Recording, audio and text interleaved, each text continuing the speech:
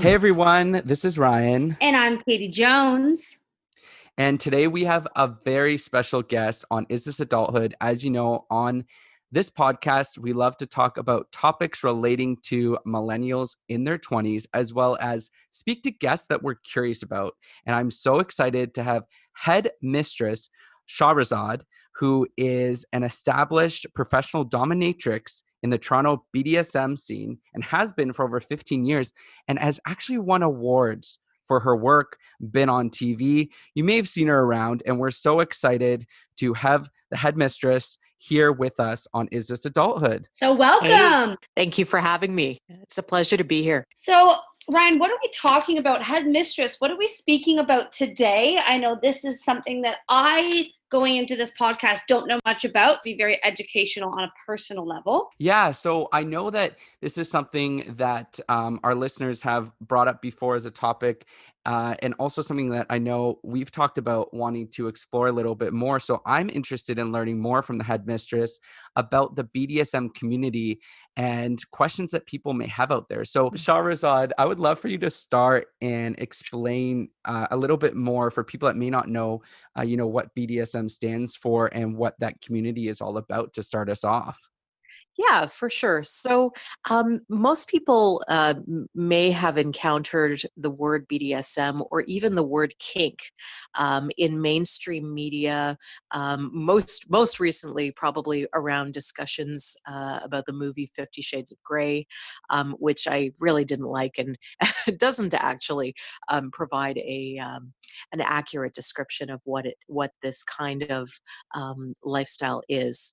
But you may have heard the terms. And so BDSM means bondage and discipline, dominance and submission, and sadism and masochism.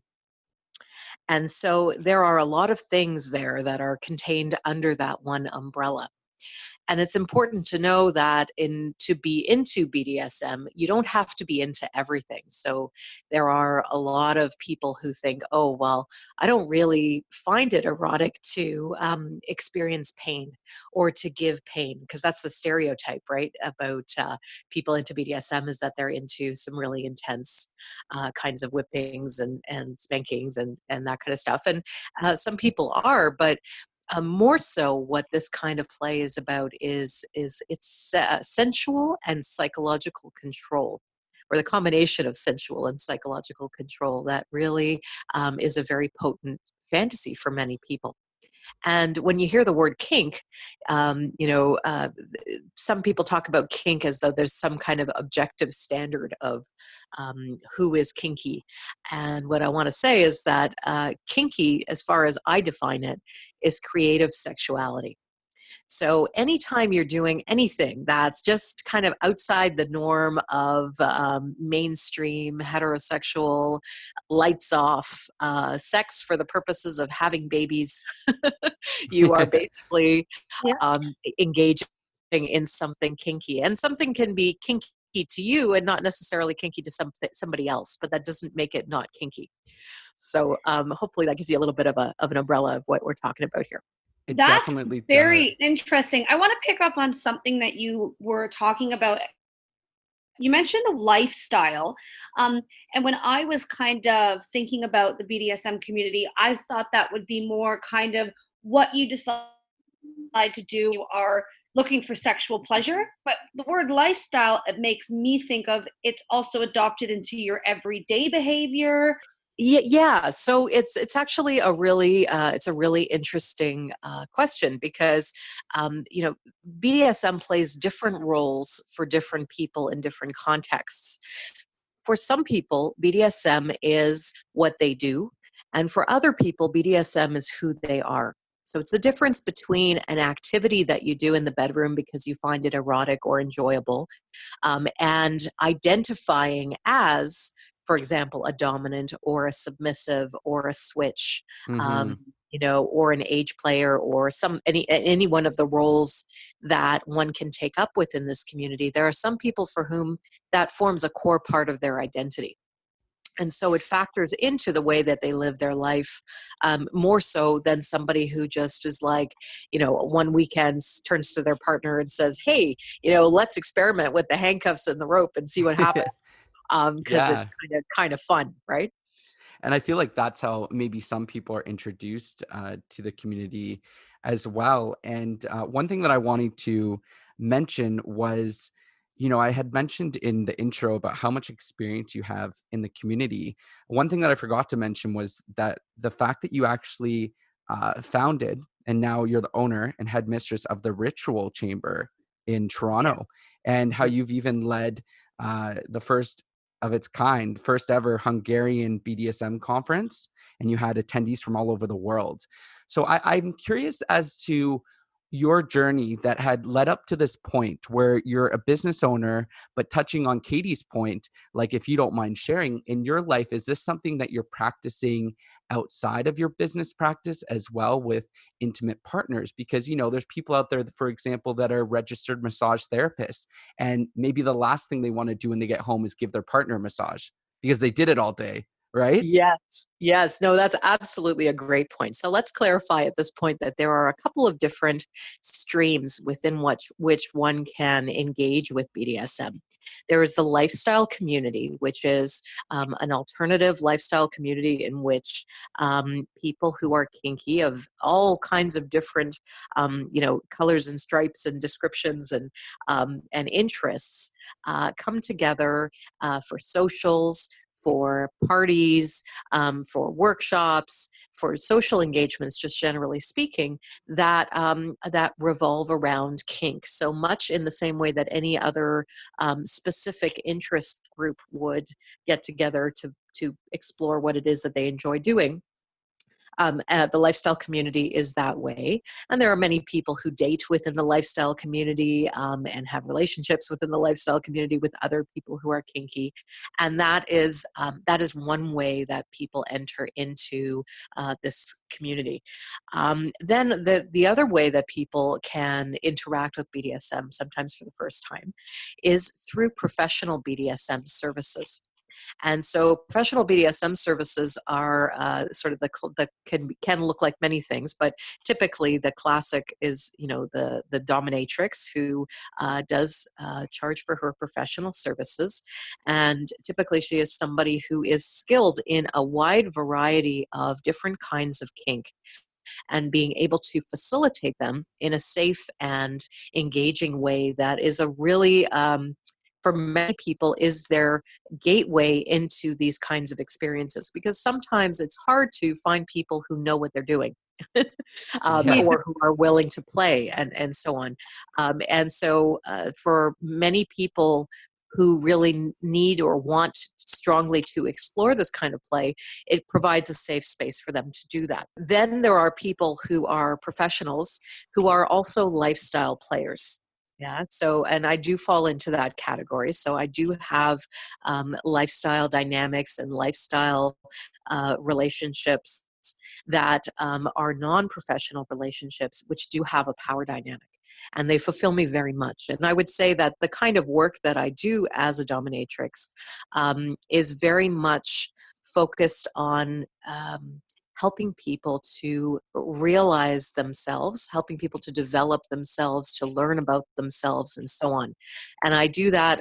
It's kind of my calling and my mission to do Wow. that through the medium of BDSM. But it doesn't need to get that intense. You Yeah. can also have just a fun, lifestyle play dynamic with somebody you get together with once a week, and you do fun kinky things. So, but I do straddle both worlds. And when I was sort of doing a lot of community building and so on, when I won the title of International Person of Leather in 2016. I was indeed traveling to a lot of different places where different kinds of communities all over the world that had BDSM as their focus, and helping them to develop different events, helping them to find access to education, to kink education. So I was doing a lot of teaching as well while I was traveling, and there is incredible commonality between BDSM communities all over the world, which was kind of interesting to find out. So when did this all start for you then? Because obviously, like Ryan was touching on, you've been in this industry for 15 plus years with all of your acclamations. When did this community become a part of your life? Were you at a younger age, in your early adulthood? Yeah, it's a really good question. When I was in my teens, my early teens, I remember my most treasured possessions at that time were a pair of Doc Marten boots and my leather jacket. And I had no reason I had no reason to like those things other than the fact that they brought me comfort, the smell, the touch, the way they looked. I loved them, and so I would say that I've had a leather fetish for a very long time. When I was in my teens, well, actually, let me rewind a little bit. I was raised in a fairly strict religious household. And within that, a lot of my early years grew up within a structure where there were a lot of rules. Do this, don't do that, don't do this. This is permitted. This is not permitted. And I do believe that as erotic beings, because, well, I was going to say, as erotic beings, we grow up being influenced by our surroundings. And then as teenagers, as our sexual development starts to form, I think we kind of eroticize whatever our struggles are within. I mean, this is not, quantifiable anywhere, but it's based in what I've observed over the time that I've been in the scene. Mm-hmm. And I know it's certainly true for me, is that I kind of eroticized the power dynamics of rules and protocol, and do this and don't do this, and this is allowed and this is not allowed, and so on. That kind of, even though when I fantasize about it, it's completely out of a religious context, and it's in far more fun, interesting scenarios.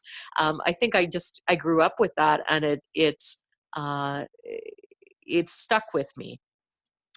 And then as I started to explore more sexually, and started to be, exposed to more different kinds of media and different communities and so on, and I came out as queer when I was 15, so also started engaging a lot more with the queer community. And I found that there was a lot of sort of symbolism and iconography from the BDSM influence, or the leather community influence, within the queer community, and just was very attracted to it. The leather mirror caps, the harnesses, and um, just the rougher kinds of interaction, the military type aesthetic, uniforms, that kind of thing. I just gravitated towards them. And I um, have a quick question. I don't mean to yeah, interrupt you, but go for it.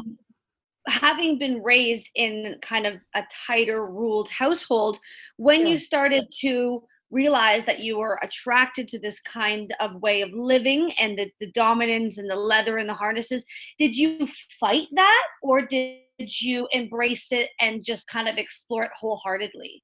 Oh, that's a great Um, question. Yeah, that is a great question. So for me, the line that, or the theme that went through all of that stuff, was for me being an empowered sexual woman, because I'd grown up in an environment in which there were no role models for women who wanted to be assertive sexually, who wanted to explore their fantasies sexually, who didn't want to have sex in strictly in the context of having children. And so I would say my ability to accept the dominant, or the sexually dominant part of myself, came to the degree that I could let go of my conditioning around women and sexuality and power. I hadn't conceived of a role for myself until I saw, femdoms and dominatrixes and those kinds of people fascinated me, because up until that point, I hadn't known really that I could occupy such a powerful, empowering role as a sexual woman, where I didn't have to deny my desires. Absolutely. I And love it's not that. always a man's world. And that is not only, yeah, exactly. And I could create a space in which, in fact, it was the opposite. So many of the, although I don't exclusively play with cisgendered men, those times in which I did was such a subversion of our normal power dynamics within society, that I just found it to be very healing and very, it just gave a new meaning to who I could be and how I could engage in a society that does wield power imbalance, in a non-consensual way, but I could do it in a way that was empowering in a consensual way. Fantastic. Yeah, that's amazing. And that actually ties into my next question. I mean, I've so many questions for you, and you're so interesting to talk to. So I appreciate you sharing your experience. I wanted to touch on the notion of consent, because I find that there's a misconception with the BDSM community because it's rough at times, or not always, but for some people it is. Yeah. And there's been cases, I'm not sure if you probably have seen this, but where someone's, seriously hurt or killed someone, and they've blamed it on, oh, well, she was into rough sex. And I think Yeah. that it gives BDSM a bad name, because most of the time, people that are actually involved with this community, and people that I know that are involved with this community, consent is number one at all Yeah. times. And I would love for you to talk about that, because I think that maybe sometimes the community may get a bad name, whereas people that are actually involved with community, that's their number one, for most people. If you don't mind talking from that perspective about consent, and maybe even the notion of safe words, is that something that you would be practicing with? Yeah, that's a really, really important conversation topic. And it is true that, because as I would say that as BDSM becomes more mainstream, or more people know about it, you do see more cases of people ascribing what is actually violence and abuse to BDSM, and saying, oh, well, we were into that, or she was into that, or he was into that, and therefore it's not abuse. And what I can tell you is that when you look at people in the BDSM community playing, let's say at a play party, or, scenes and that kind of thing, what it looks like from the outside is almost never ever what it looks like behind the scenes setting that scene up. So when you Interesting. see a scene in which somebody's blindfolded and they're getting whipped, or they're getting flogged, and or any one of a number of other things is going on, what you see is the action. What you don't see is the intensive negotiation that took place between those two people to create a safe container within which that experience could happen in a way that was empowering and desired by both people. Yeah. So what happens within the BDSM scene is that it is true that we take consent very seriously, and in fact, one of the fastest ways to know whether somebody is a genuine practitioner of BDSM, or is sort of hiding out under that umbrella, but is actually engaging in abuse, is to what degree are they concerned with the welfare and well-being of everybody involved in the scene, not just their own desires. Yeah. So every scene is done, and when I say scene, I mean period of time in which two or more people have consented to enact some kind of power exchange. That within that scene, everything that takes place is explicitly negotiated. Hmm. Um, so that the person who is receiving or the person who is submissive, they have said to their top or their dominant, this is the degree to which I want to experience this. I can take sensation at such and such a level, but I don't want it to go beyond this level. Mhm. Don't hit me on this part of my body because that's a trigger for me, but this part of my body is okay. Right. Right. So there is quite an intensive discussion that happens there before any play takes place. And would When it that be like a Yeah. contract negotiation or just an open, honest, thorough conversation? It could be either. It could be anywhere from, a 10-minute conversation that somebody has with somebody at a play party they just met who they want to play with, and they're getting enough information and knowledge from the person to be able to have an experience with them safely, all the way to somebody who, for example, wants to live in what we call a 24/7 lifestyle arrangement in which they are submissive, let's say, and then the other person is the dominant all the time. And they might put together a written contract for how that will look and what that will and will not look like, what boundaries will not get crossed, and so on and so forth. So that relationship that would be established for people that are doing it like in a 24/7 situation, it would be like every time those two people get together, I don't know if saying falling into those roles is like disrespectful. I just mean like they take on their negotiation every time that they're around one another. So one another. So what I'll say about 24/7 lifestyle power exchange type relationships is that it is only a small percentage of people who want that kind of dynamic to be part of their life at all times, Mm. and even those people are not actually doing 24/7 lifestyle power exchange. We have jobs, we have kids, we have responsibilities, we have pets, and life doesn't always fit in neatly to a power exchange. So usually in most power exchange relationships that I have seen, there are carve outs, which means that there are places in which the power exchange does not apply, to enable both people to live their lives, right? Because unless you're independently wealthy and living in a medieval castle somewhere on a hill, and don't ever have to work a day in your life, it's very hard to actually maintain a power exchange 24/7. Yeah. Absolutely. And with the dynamic where it's more of a scene, I guess you talked Yeah, about maybe in the yeah, lifestyle role as well. Can you talk a little bit about safe words and if that actually, a thing within the community, and how do you develop those safe words and how often do people enact those words?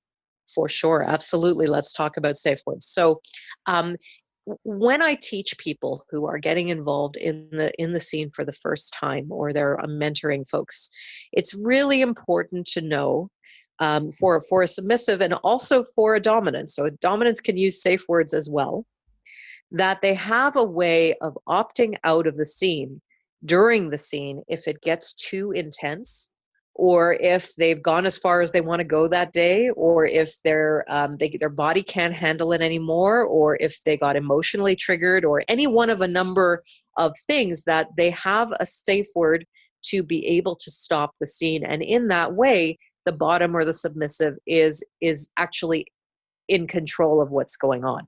Yeah. Mm-hmm. Yeah. A dominant may also use a safe word if they are uncomfortable, or they got to a point where they got triggered, or they need to stop, or they're tired, or there's something, there's some other reason why they need to stop. So there's a lot of onus put on the submissive using the safe word, when actually, first of all, the dominant can use it as well. But the other thing I want to say is that safe words are not always verbal.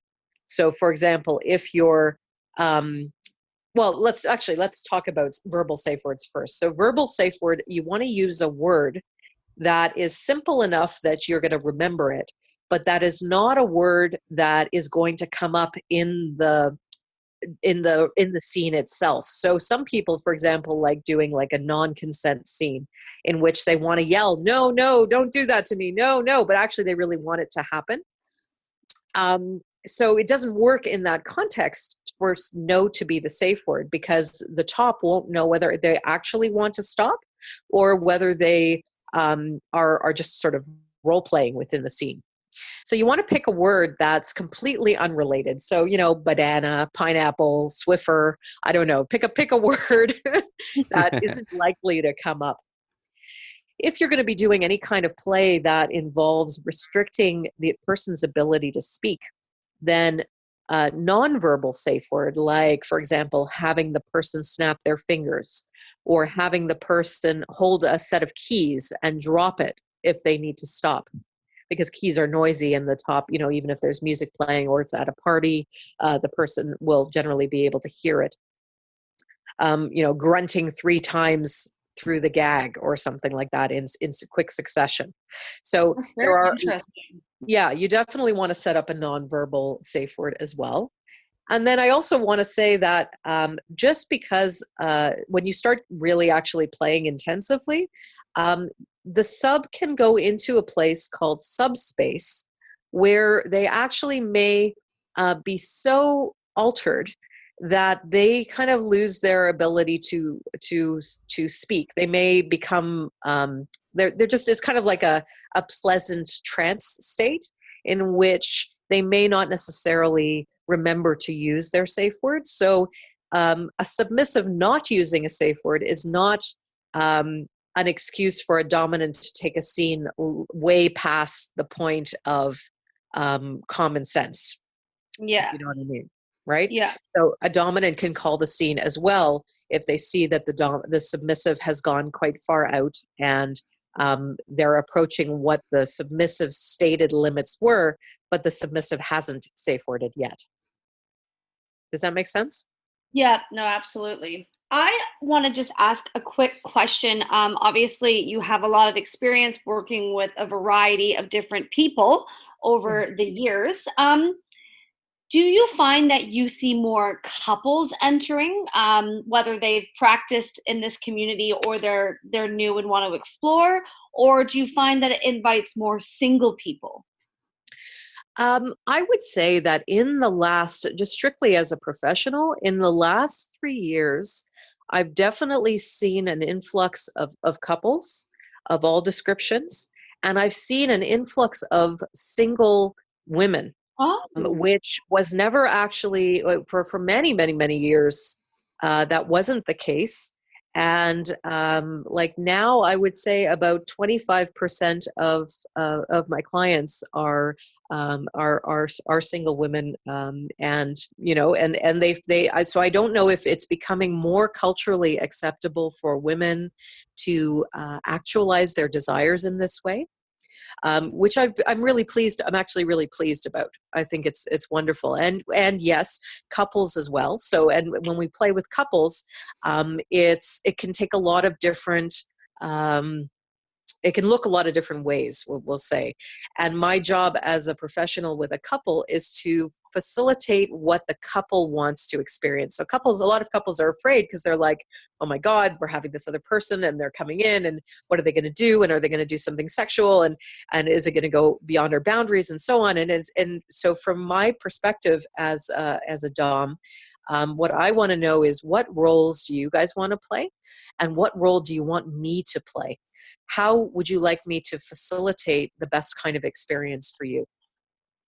And that can take an educational tone, like maybe one person wants to learn how to top their partner better, or one person wants to watch as their partner is dominated to see, how I do it, or it could be that both of them want to submit, or it could be, there's so many different ways in which that looks.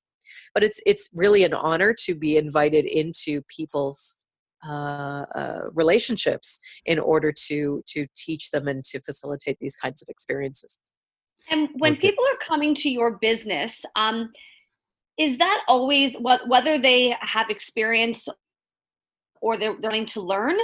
Does that mean that they are looking for someone coming into the room, such as you being a head mistress, or they're just maybe looking for the different toys that you can supply to play with, or just you being in the room to help teach? Or does dominatrix usually mean that someone's coming in and involving themselves? Yeah, it's a really good question. But actually, what we do is quite diverse. So at the Ritual Chamber, what we offer are a number of different things.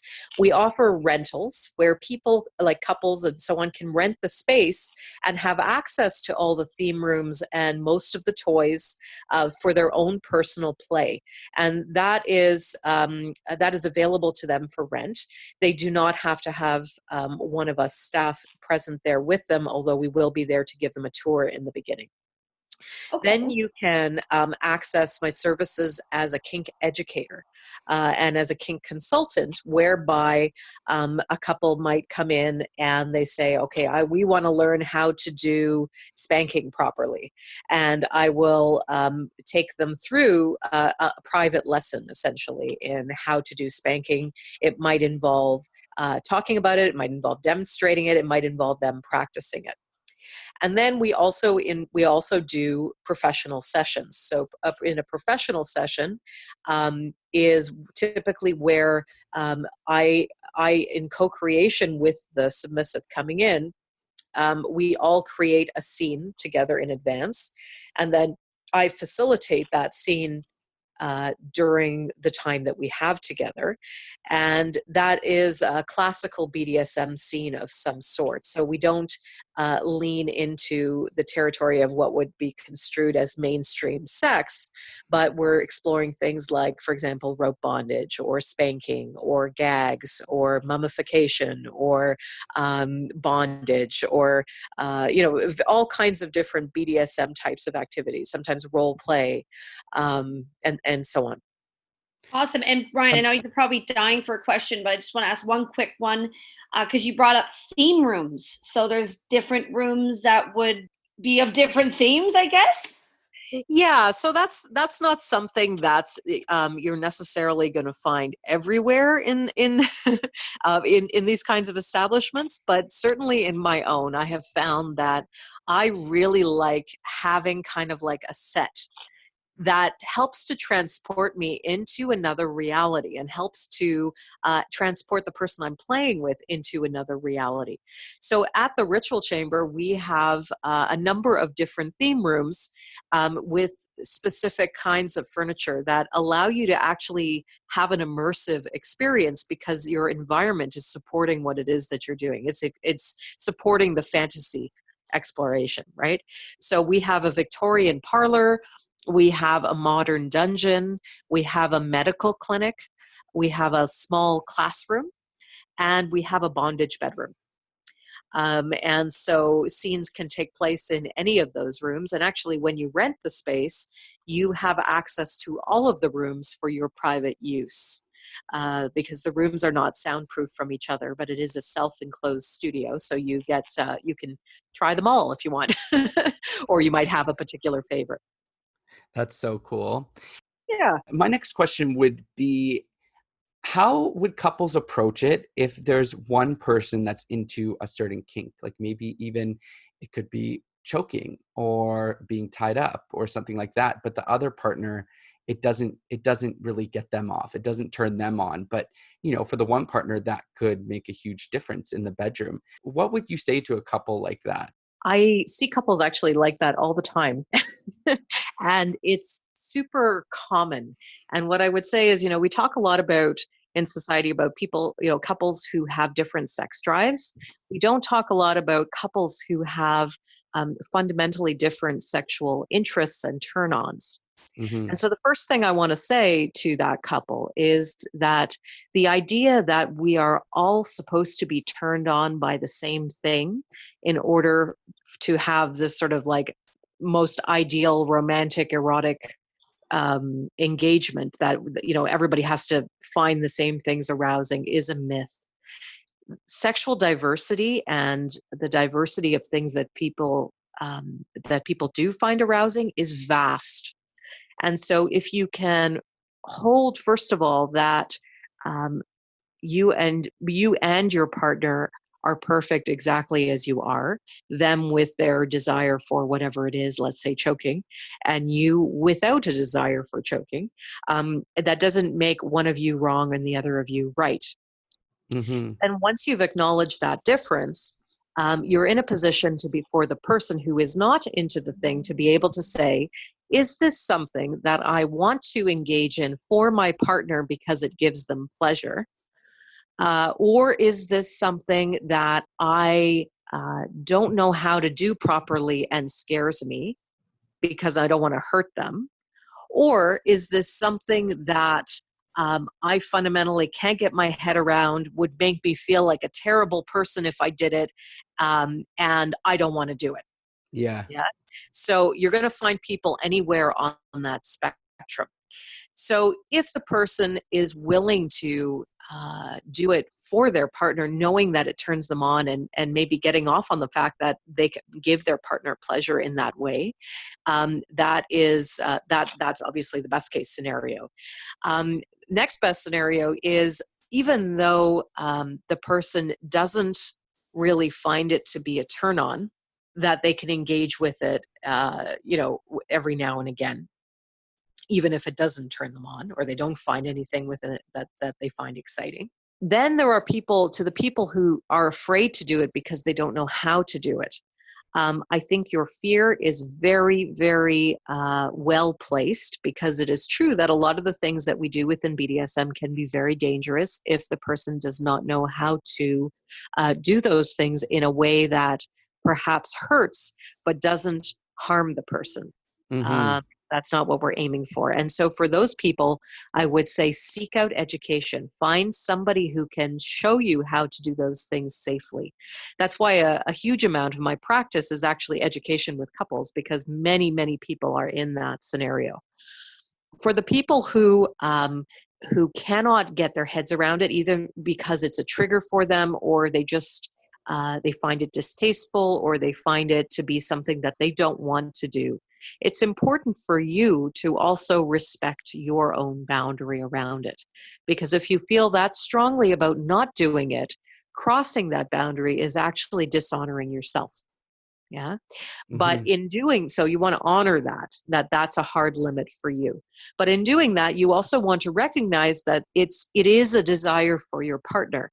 So finding some way to compromise on getting that particular need met for your partner, can foster greater intimacy and connection between the two of you, because they will love you for being able to hold a space for them to be themselves, and they will also respect your decision for not engaging with it yourself. Hopefully, this is a best case scenario, um, and to find a place where that person can explore that, perhaps within a structure or within boundaries or whatever, so they can get that need met. I would say about 75 to 80% of the people who come to see me are people who are in relationships with people who do not share the same desires as they do. And for many, not for all, but for many, their partners have said, go find a place to do this where you're not going to get killed. And that isn't going to interfere with our relationship. And Mm-hmm. so many people book in a visit with me as like they call it their dentist appointment, or their their Oh, doctor appointment. And they come see me for their rope bondage or for their spanking or whatever, and they go home, and it serves that same function in their life of maintaining their well-being and equilibrium. And it's not about romance, and it's not about sex, and it's not about cheating or stuff like that. It's just simply about getting that need met. that's so interesting. That actually sparked a question just off the top of my head here, which Yeah. is, would you consider that cheating in a relationship if someone comes there? Because you said that these scenes aren't necessarily, they're not sex, they're other forms of pleasure. So would you consider that a partner cheating on their partner if they weren't to have talked to their partner about it and where to show up to their quote unquote dentist session, you know, to, Yeah. you know, to see you. And maybe it's more of a psychological thing. You know, I read some of your testimonials on your site, and for some people, it seems that, you know, it's a psychological thing that they crave from you. Yeah. Yeah. So, in regards to that, it's always a question on people's minds. And the definition of cheating really is something that each person has to define for themselves, because ultimately you're the one. We're all adults, and as an adult you have to live with the outcome of your decisions. Yeah. So you need to be able to decide if, for you and or in your relationship, you may have a conversation with your partner about it. Would it be considered cheating if I went and saw a professional dominatrix for XYZ, as long as there was no sex, or those kinds of, because it's not a physically intimate or a fluid exchange type of experience, generally speaking, right? So, but many Hmm. people don't know that. So each person has to decide for themselves whether they feel like paying a visit to a professional is something that is cheating or not. Because you're going to have Hmm. an entire. I've met people for whom it is definitely cheating, and I've met people for who really don't mind and don't care and appreciate it. So and people can fall anywhere on that spectrum. So when it comes to sort of like moral things and values and that kind of stuff, I don't like setting objective standards, because I think each person and each couple has to make those decisions for themselves. Interesting. Absolutely. I wanted to ask you a quick question. You brought up the concept of the spectrum, right? Like some people fall all over the spectrum, and that's the case for everything in life. Yeah. When we began speaking this afternoon, you were saying how just because you're into this community doesn't mean you're into everything. So, my Yeah. question for you is, do you find for clients that come back, that once they may have initially thought these certain parts don't interest me, but these do, that evolves, or people genuinely remain the same with their interest upon beginning it and continuing with it? Does that make sense? Yeah, absolutely. It's an excellent question. I would say that for people, there are certain people who have a very specific fetish. And that fetish is really the only thing that they're interested in. And for those people, let's say a spanking fetishist or a leather fetishist or a pantyhose fetishist and so on. And for those people, the presence of that fetish is what is turning them on. So they actually, there isn't nothing more complicated to it than that for them. And those type of people tend to come back for the meeting of that same need. Then you have people who are into power exchange, but it doesn't matter so much what they're doing as the fact that they are able to be submissive or the bottom in that encounter. So now these are people who, as long as there is somebody else calling the shots, are willing to explore a whole variety of different things. And because their kink is not necessarily the thing you're doing, it's the psychological dynamic. It's somebody having control and them being able to surrender control. Yeah. Right. So for those types of people, it can look like many different things and it can evolve. Then you get people in who just are newer to kink. And this is why I love it when people who are new to kink access professionals, because the dungeon kind of becomes their science lab, where they can try all kinds of things and then come away from it after and go, you know what? I really love that thing that we did. It really turned me on, and I now I know that I want more of that in my life. But Hmm. that thing over there that we did, that really didn't do much for me. I think I was okay to experience that once, and I don't need to do it again. Yeah. Right. So purely as a place where you could explore lots of different facets of your of your erotic and fantasy world, it has that benefit to it. And those type of people tend to kind of try different things before they either settle on one thing or a few things, or realize that they're into most things. I think this is the final question on my end, is how early on, if this is something that you're into, how early on would you talk to a potential partner about this, and be open about it? Because, there may be compatibility issues down the line if you weren't, going to bring up that you're into this and maybe they're not. But also, it may come across as too much to bring it up on, say, a first date or a second date. Yeah. No, there are a lot of people who are concerned about that. And what I would say is that, um, when it comes to being open with potential sexual partners or potential, romantic partners, um, we tend to make our sexual needs less important than our compatibility in other areas. And if you're looking to date somebody long term, unfortunately, how we're wired sexually tends to be how we're wired. And the longer you wait to tell the person, and the more, for example, you're falling for them or they're falling for you, and then you spring something on them, they may or may not be willing to go there with you. And so, as far as at least how I like to engage in dating and relationships, I prefer to put things on the table as soon as we start having a conversation about sex and fantasies and that kind of stuff, because. So I would say if it's what I would say, if it's early enough in the relationship to be talking about sex and sexual desires, maybe a safe sex and those kinds of things, then your kinks and fetishes probably want to come out on the table at that point. Mm-hmm.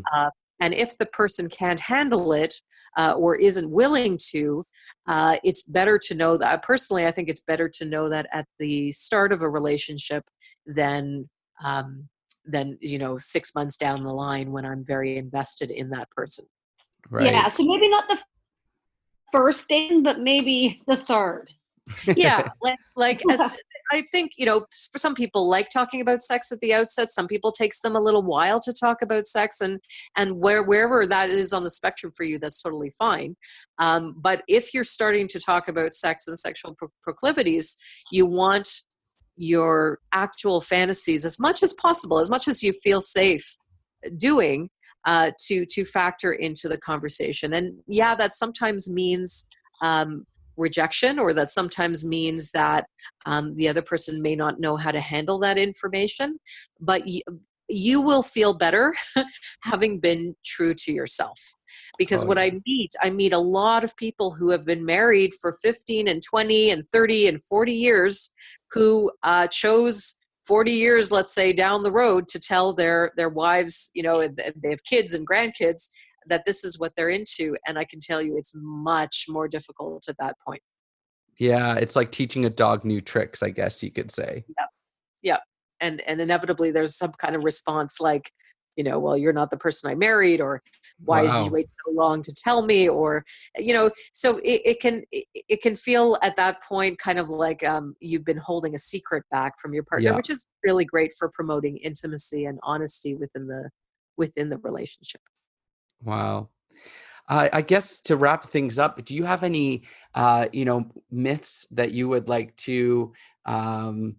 squash? And if you could also, share how people could reach you in case they're interested in a session with you, whether that is, a consultation or kink counseling or something more.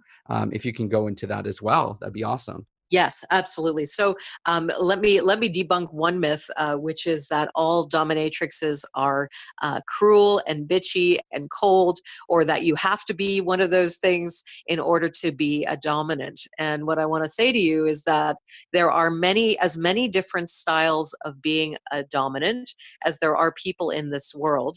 And you will find, if this is something that interests you, your own spin on how you express your dominance.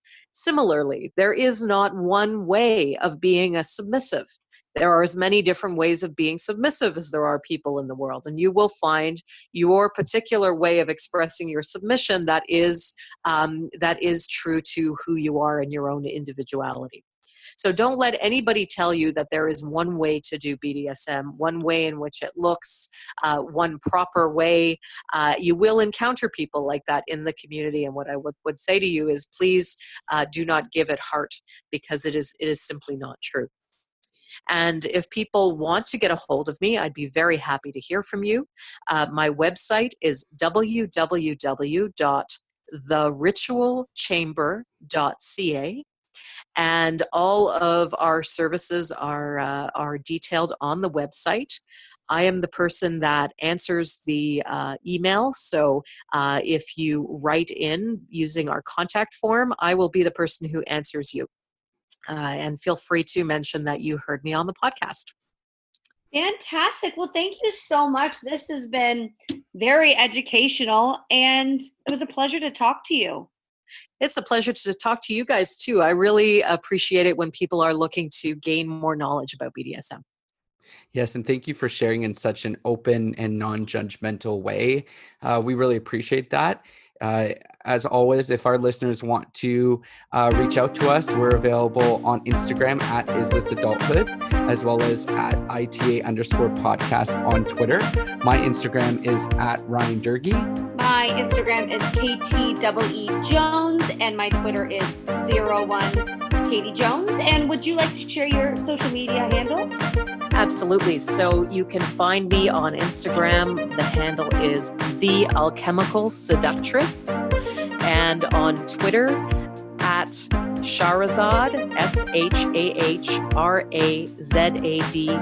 capital TRC. So at Shahrazad TRC, or at Ritual Chamber TO on Twitter. Fantastic. That's amazing. Stay safe during these hard times, and yeah, you have yourself a wonderful day. You guys too. Take care. Thanks for joining us. Thank you. Bye.